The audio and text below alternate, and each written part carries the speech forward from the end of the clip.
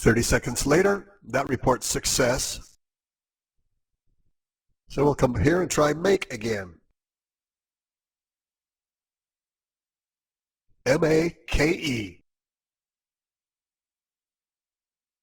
Okay, making better progress now. Maybe that's all the components that we need. Looks like MX Linux already has all of the others. It's compiled it. Now it's finished linking it. We should be able to run Linux Air Combat now by changing to the bin folder.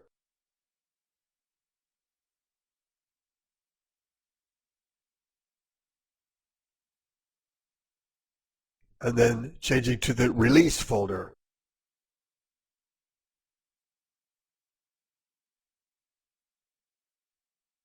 There it is, and I could run it right now by simply typing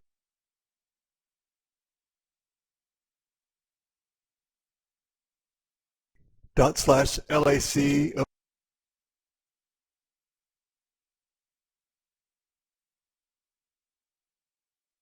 /lac07p96, and that would work, but there's actually a better way. The preferred way to do it is to run the install script because it smooths over a few of the little rough edges that you really don't need to see.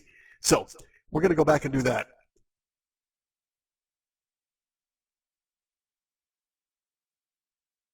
I went up 2 levels in the hierarchy. This is the same part of the folder system that has our source code. Look.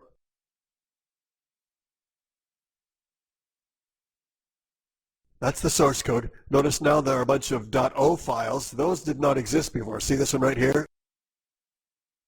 Those are the object files created by the compiler. We don't need those anymore. I'm going to clean those up by typing make clean. That's an optional step, but it's good practice.